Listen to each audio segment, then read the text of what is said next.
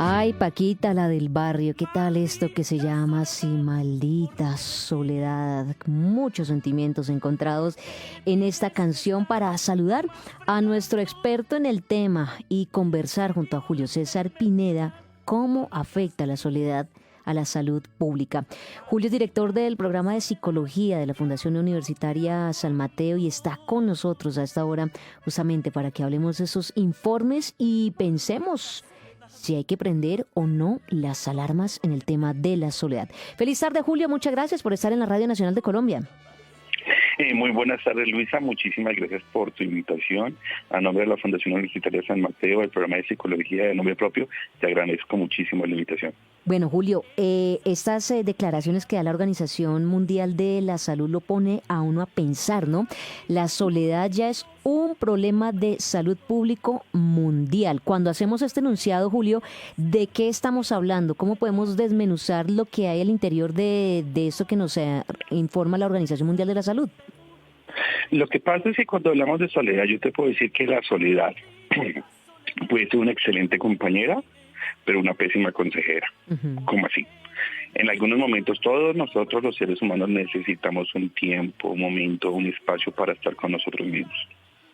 Alejarnos de todo, alejarnos de todos, como podernos focalizar en quiénes somos, en qué queremos, en lo que buscamos, hacia dónde nos dirigimos, y eso es bueno. Digo que eso es bueno. ¿Cuándo se presentan inconvenientes? Pues cuando nos focalizamos única y exclusivamente en ese espacio y dejamos de vincularnos o relacionarnos con nuestro entorno, con las personas que se encuentran a nuestro alrededor, nuestra red de apoyo, es decir, nuestra familia, nuestros amigos, las personas con las que compartimos en el día a día, que pueden ser compañeros de trabajo. Entonces ahí ya empezamos a presentar una situación que es un poco compleja, uh-huh, que nosotros no nos queda muy fácil de determinar. Y cuando empezamos a evidenciar que algo está pasando, pues ha pasado muchísimo tiempo y las secuelas que deja pues pueden ser muy complejas. Sí. A mí me gusta eso de pensar uno, digamos, en positivo, Julio, decir, no, es que la soledad es buena compañera. Claro, todos necesitamos estos espacios, pero ¿qué pasa, Julio, con las personas que de alguna manera o han vivido una circunstancia? Piensa usted en un duelo, en un divorcio, en una separación, de pronto que por una situación forzada que no se esperaba en la vida, están viviendo en un estado de soledad. Aquí vemos que la soledad está acompañada de algo adicional.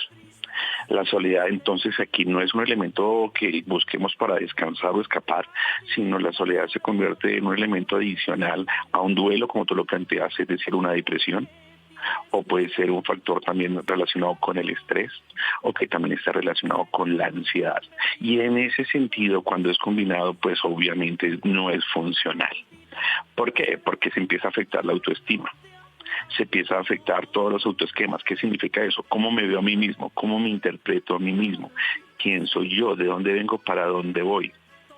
Entonces, cuando eso se empieza a afectar, empezamos a vernos de manera muy negativa. Y esos pensamientos negativos obviamente van a afectar todas nuestras esferas. La esfera propia de nosotros, de quienes somos, de cuando nos vemos al espejo no nos reconocemos o no nos aceptamos, o a nivel afectivo, social, cómo nos relacionamos con nuestra familia, cómo nos relacionamos con nuestros amigos, cómo nos relacionamos en un contexto de laboral, como yo planteaba anteriormente. Obvio, como tú lo estás planteando, hay un elemento previo, una separación, la pérdida de un ser querido. Entonces, en esos contextos son complejos. La persona quiere estar sola porque quiere manejar esa pérdida, esa situación, pero lo que no se está dando cuenta es que al estar sola, ese elemento de aislamiento social está influyendo más y negativamente en todo el contexto que se está viviendo. Uno considera que o sea, uno no está preparado para escuchar, no te preocupes, todo va a cambiar, todo va a mejorar, tú no estás solo, tú no estás sola, tú cuentas con nosotros. Entonces son palabras que no son a nosotros como tan repetitivas, como tan de ay, sí, gracias. Como por salir del paso, ¿no? Exactamente. Por ejemplo, me saco un poquitico, me voy a un contexto cuando muere alguien, se le muere un ser querido, alguien que conocemos. Decir como, por ejemplo, lo acompaña en su dolor o mi sentido pésame, pues para muchos de nosotros como que no nos cuadra porque pues no es una situación propia. Entonces algunos de nosotros, ¿qué podemos hacer? Dar un abrazo o simplemente decir, estoy aquí para lo que necesites. Y eso le puede ser mucho más funcional a la persona que está viendo la situación. Porque si no es, lo acompaño, ya no quiero escuchar más, lo acompaño, ya estoy cansada de estar escuchando eso. Quiero salir, quiero despejarme, quiero estar en otro contexto. Entonces, uno no lo hace de mala manera. Obviamente, lo que pasa es que uno no está preparado para ese tipo de situaciones, a uno no le enseñan a manejar ese tipo de contextos. Entonces, el relacionarse con esa persona que lo está viendo es complejo, y lo que uno lo quiere hacer de una manera, y la otra persona por lo que está viendo le queda muy complejo asumirlo en ese sentido. Qué increíble eso, Julio, ¿no? A veces es necesidad porque la escogemos, la soledad, o porque la vida nos pone frente a una situación.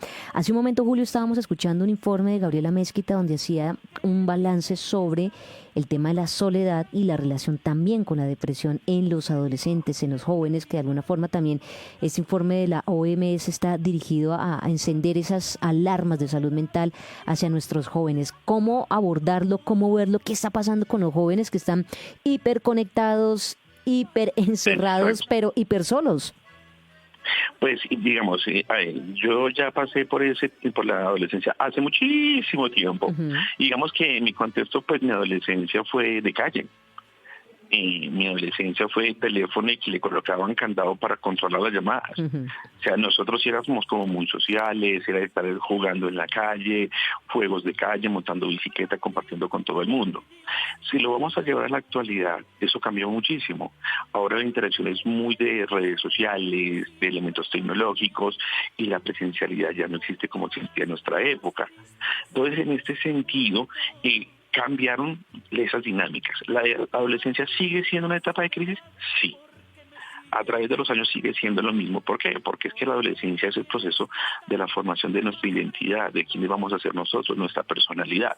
Dejamos de ser niños para posteriormente ser adultos y queremos saber quiénes somos. Entonces pasamos por tantas cosas y tantos elementos para poder saber quiénes somos nosotros en la adultez.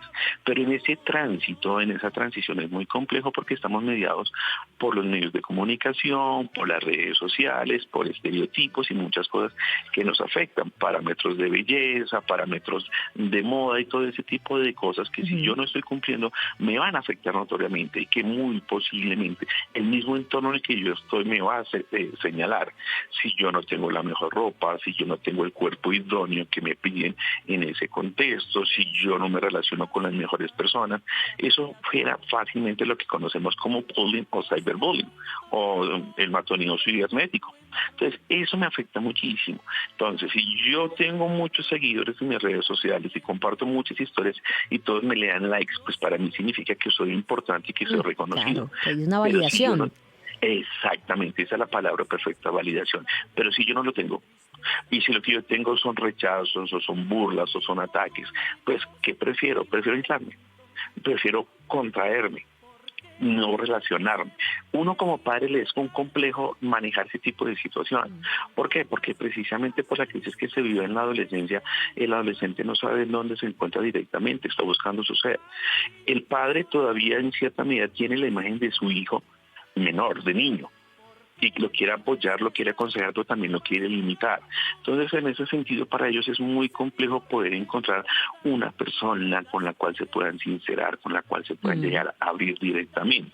Algunas veces, aunque lo hacen con otro adolescente que está pasando por lo mismo, puede estar peor que ellos. Entonces, ¿qué es recomendable en estos sentidos? Un proceso de comunicación muy efectivo, muy asertivo, en doble vía, sobre todo de los padres de familia. Que estemos muy pendientes de ellos, que sí, bueno, están en redes sociales, pero que también compartamos con ellos, que les saquemos tiempos a ellos, que le preguntemos cómo va su vida, no tanto cuáles son sus deberes y qué tanto han cumplido sus deberes, sino que también se preocupen por la vida de ellos. Claro, estar ahí. Eso es importante. Sí, en esa parte más interior y no como superficial del asunto. Hay una frase, Julio, que uno reiteradamente escucha y es, bueno, no es lo mismo estar solo que sentirse solo. Una persona que se siente sola, que se siente agobiada, que se siente aislada, su vida corre riesgo, Julio. Hay de pronto pensamientos que se le atraviesen, es decir, ¿qué representa para una persona de verdad sentirse sola? Pues estar solo, como te decía al principio, puede ser muy rico, muy chévere. Yo tengo momentos en los cuales yo no quiero relacionarme con nadie, estar aparte de todo y me parece chévere. Pero sentirse solo ya es otra cosa. ¿Qué significa eso? Que yo puedo tener amigos, yo puedo tener familia, yo puedo reunirme con todo el mundo, pero en esas reuniones me siento solo. O sea, nadie me entiende, nadie me comprende, no me siento como que alguien esté al lado mío realmente, sino simplemente estoy llenando un espacio. Esa soledad ya la podemos estar llamando como una soledad crónica, y en ese sentido eso ya va a estar acompañado con procesos de ansiedad y depresión.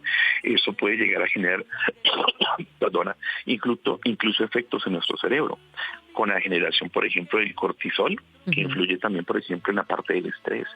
Todo eso nos va a conllevar a tener una autoestima, como les decía, muy baja, que eso, siendo extremistas en algún momento dado, si eso no se evalúa, si la persona no expresa lo que está sintiendo, puede llevar a ideación suicida. Claro. Eso es lo que la OMS indica, Julio, y son como las alertas que se encienden también. Además, estamos hablando de algo a nivel global, es decir, no estamos hablando que es un problema de salud en Colombia, no, sino que ya es este informe algo que se declara a nivel global. ¿Qué nos está pasando, Julio? ¿En qué andamos como sociedad, como humanos? Que yo vuelvo y reitero, estamos hiperconectados, pero siento que estamos como muy desconectados de la naturaleza, de nosotros mismos, de nuestra energía vital también. Yo digo que es el mismo contexto que estamos viviendo, de cómo fácilmente la tecnología nos ha llevado a ser dependientes de esos elementos y ese reconocimiento, esa valoración que tú decías, pero de nosotros como seres humanos, de los sentimientos, de las emociones, de las sensaciones que tenemos, han pasado a un segundo o tercer plano. El reconocimiento de quién soy yo como ser humano es súper importante, y no que lo tengamos como, por ejemplo, que mi mamá me diga hoy, ay, ¿cómo estás de lindo? Ay, sí, mamá, gracias. Tú eres mi mamá y siempre me lo dices y no me importa. No, que sí se tenga una validez, que lo digamos lo positivo, lo bello que puede ser la vida para cada uno de nosotros. No perdemos con ver a nuestro compañero de oficina, a nuestro compañero de curso, en la casa, decir una palabra dulce, una palabra tierna, un simple abrazo ayuda muchísimo, porque le estás indicando a la otra persona que tú estás cerca a ellos.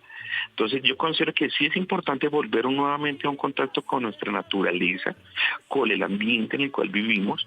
O sea, por ejemplo, en psicología, en algún contexto se plantea que si tú estás estresado, tienes rabia, abraza un árbol, que el árbol te puede tranquilizar, calmar, eliminar esa energía negativa.